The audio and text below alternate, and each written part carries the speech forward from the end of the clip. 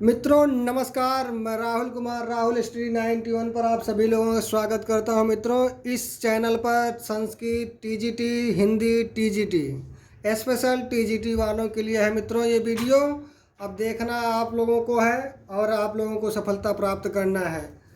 ठीक है मित्रों, अब देखते हैं। आज 200 क्वेश्चन पूरा कर लिया जाएगा। जिस जिस भाई बहन को आप लोगों को वीडियो चाहिए, वो पिछले वीडियो जो है आपके प्ले लिस्ट में रख दिया गया है। आप लोग प्ले लिस्ट में जाकर देख सकते हैं क्रम वाइज से। तो आज हम 161 से 200 तक चलते हैं मित्रों, मात्र 10 मिनट के वीडियो। मित्रों 10 मिनट में ज़्यादा, कम समय में ज़्यादा, कम समय में ज़्यादा, कम लागत में ज़्यादा। यहाँ देख लीजिए क्या कहा जा रहा है। नाद ना बिंदु ना रवि ना रससी मंडल, कवि पंक्ति किस कवि की है। नादे ना बिंदु ना रवि ना शशि मंडल, काव्य पंक्ति किस कवि की है। तो ये किस कवि की है? सरहपा। दोहा कोश से ले लिया गया मित्रों।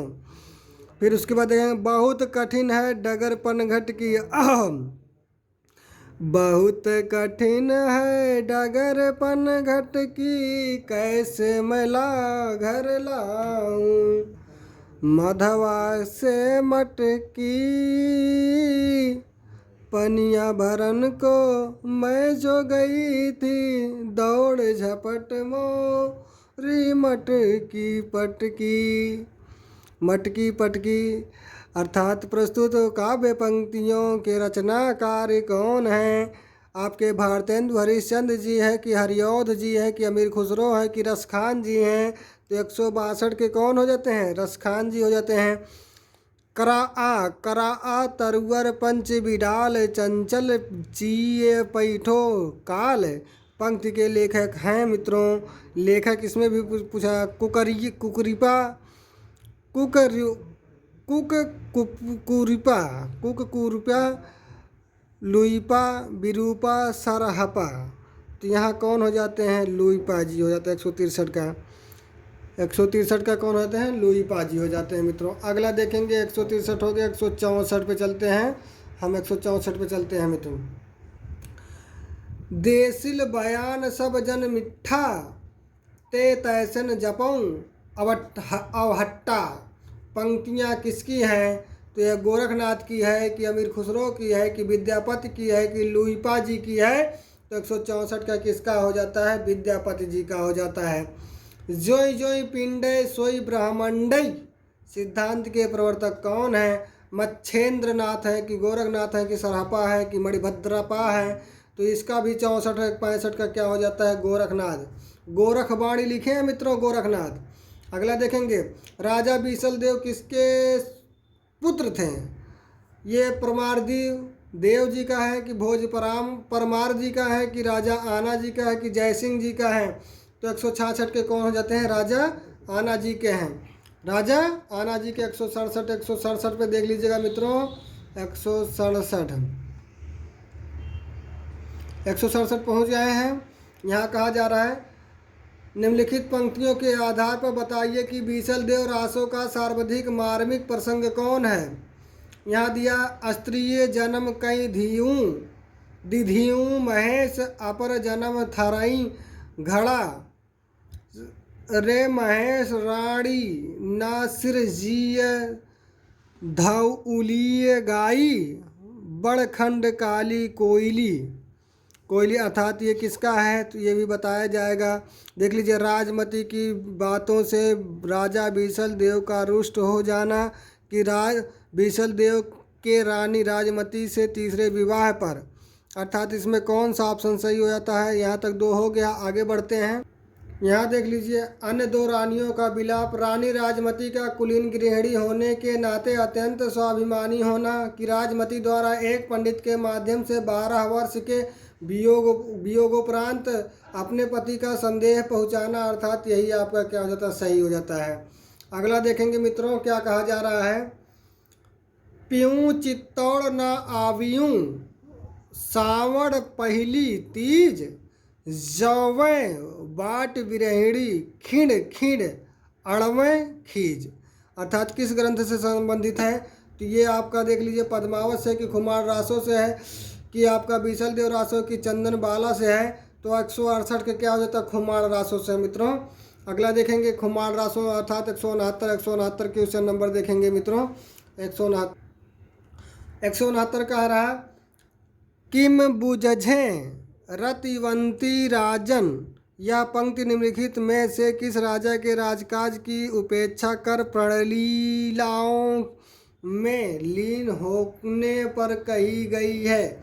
बीसल देव रासो हैं कि आपके सहदेव सिंह हैं कि पृथ्वीराज चौहान है कि भोज परमार है, तो पृथ्वीराज चौहान है। 1272 मझारी जेठवद नवमी मधुवारी किस रासो के रचनावर्ष की ओर संकेत करती है, तो ये जान लीजिएगा। बीसल देव रासो है कि परमाल रासो है कि विजयपाल रासो है, पृथ्वीराज रासो की विजयपाल रासो है, तो 170 क्या हो जाता है, बीसल देव रासो। अगला देखेंगे 171 मित्रों, मनहु कला ससिभान कला सोहल 1600 बन्नीय पंक्ति किस रासो ग्रंथ से संबंधित है। ये देखेंगे आला खंड से संबंधित कि हमीर रासो से कि पृथ्वीराज रासो, तो तुरंत लगा दीजिए पृथ्वीराज रासो मित्रों। 172 वाला देख लेंगे मित्रों, तरवर से इक तिरिया उतरी उतनी बहुत रिझाया, बाप का उसने नाम तो पूछा आधा नाम बताया। अर्थात पंक्ति किस कवि की है, तो हरिश्चंद्र जी की है कि खुसरो जी की, चंद कवि जी की है, तो आप लोग तुरंत जान जाएंगे मित्रों। 172 के क्या हो जाता है, खुसरो, आमिर खुसरो जी की है। अगर आप देखेंगे 173 वाले चलते हैं मित्रों। यहाँ 73 कह रहा है, गोरी सोवे सेज पर मुख पर डारे केस, चल खुसरो घर आपने रैन भई चहुदेश। पंक्तियाँ खुसरो ने किसके परलोक गमन पर कहा था, निजामुद्दीन औलिया के कि सैफुद्दीन महमूद के कि मुइनुद्दीन के कि गोरी के। अर्थात 173 के क्या हो जाता है, निजामुद्दीन औलिया के। अब 174 पे चलते हैं मित्रों। 174 पे देख लीजिएगा क्या कहा जा रहा है, वज्जय घोर निशासन रान चौहान चौदिशी। पंक्ति किस पंक्ति से मतलब संबंधित है, यहाँ पृथ्वी बीसल देव रासो से संबंधित कि पृथ्वीराज रासो से संबंधित कि परमाल रासो से संबंधित है, तो आप लोग क्या लगाएंगे, पृथ्वीराज रासो से संबंधित मित्रों। आगे बढ़ते देखिएगा मित्रों। 175 12 बरिस ले कुकुर जिया और 13 ली लो जियो सियार। काव्य पंक्ति के रचनाकार कौन है, तो काव्य पंक्ति के रचनाकार कौन है, जगनिक है। ये अब की बार यूपी टीजीटी में पूछा गया था मित्रों, यूपी टीजीटी में, इसको याद रखिए। 12 बरिस ले कुकर जीवे और 13 लियो जियो सियार। अर्थात 12 बरस तक, अर्थात 12 वर्ष तक कुकुर जीते हैं तक कुत्ता, और 13 वर्ष तक सियार जीते हैं, अर्थात 1 वर्ष ज़्यादा उनका होता है। तो ये किसका है, आलाखंड अर्थात जगनिक का है। जो जिण शासन भपियूं सो मई कहियूं सारू के रचनाकार कौन है, ये भी पंक्ति के रचनाकार कौन, हेमचंद्र जी है कि देवसेन है कि चंद्रबरदाई है कि स्वयंभू है, तो 176 का क्या हो जाता है, खा, अर्थात देवसेन जी है। जय मन पवन ना संचरई रवि शशि नाही पसेव, ताही बट चित्त विषाम करु सरहे कहिया और उवेश। कहिया उपे उवेश, एक पंक्ति है। लुईपा की है कि कन्हपा की है, कुकरिपा की है कि सरापा की है, तो आप लोग जानते हैं तुरंत सरापा, ये सब बकवास लोग हैं। अगला देखेंगे सरापा हो गया, अर्थात 178 देखेंगे मित्रों क्या कह रहा है, भल्ला हुआ जू मारिया बिरहिणी महारा कंतु लज्जेजम तो वयंसी अहु जय भग्गा घरु एंतु। अपभ्रंश की यह रचना किस कवि की है, तो 178 का क्या हो जाए, हेमचंद्र जी की है मित्रों। अगला देखें, एक नार ने अचरज किया सांप मार पिंजरे में दिया। पंक्ति के काव्य के पंक्ति कौन है कि रचयिता कौन है, चंद कवि है कि केदार कवि है कि भारतेंदु हरिश्चंद्र है, भारतेंदु जी हैं कि खुसरो जी हैं। तो आप लोग जानिएगा 179 क्या हो जाता है, आमिर खुसरो जी, आमिर खुसरो जी हैं। अगला देखेंगे 180 मित्रों, 180 180 180 180 कह रहा है रघुनाथ चरित हनुमत कीर्ते भूप भोज उद्धरिये जिमी। पंक्ति किस कवि ग्रंथ से ली गई है? अर्थात परमाल रासों से ली गई, पृथ्वीराज रासों से ली गई, बेचल देव रासों से ली गई, रामचरितमानस से लिया गया है। तो 180 क्या हो जाता है? पृथ्वीराज रासों से। ये भी महाकाव्य है मित्रों, चंद्रबरदाई जी का। ठीक है, इसको याद रखेंगे।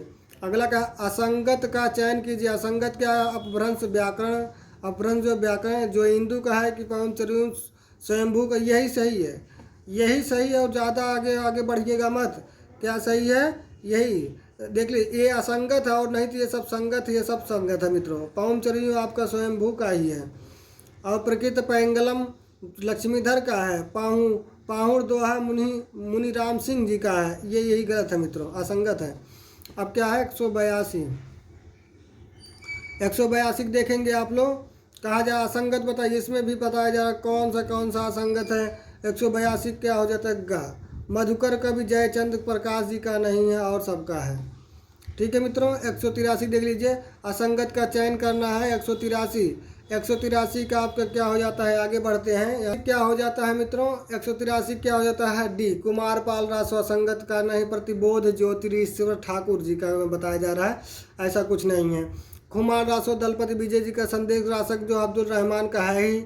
असंगत कौन है? असंगत यहाँ पर रेवंत गिरी, बस ये रेवंत गिरी रास विजय सेन जी सूरी का है कि चर्यापद तो सरापा का है, कन्फर्म है। जयचंद्र प्रकाश जो है केदार भट्ट का है कि रणमल्ल छंद श्रीधर का है। किसका है? 184 क्या हो जाता है? यहाँ देख लीजिएगा, खा बताया जाए, चर्यापद।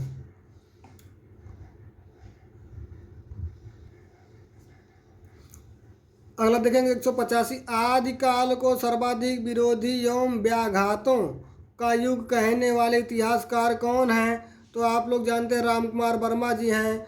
राम कुमार वर्मा जी हैं कि डॉक्टर हरिवंश राय बच्चन जी हैं कि आपके जो हैं यहाँ देखेंगे हजारी प्रसाद द्विवेदी जी हैं कि धीरेन्द्र वर्मा जी हैं। 185 क्या हो जाता है? हजारी प्रसाद द्विवेदी हो जाते हैं। 186 पृथ्वीराज आसो कितने संस्करणों में बांटा गया है? संस्करण मतलब होता है अंक में कितने बांटा गया? 186। 101 तो बता दिया गया है, 104 खंडों में बांटा गया। 4 संस्करण है मित्रों। 186 का हो गया है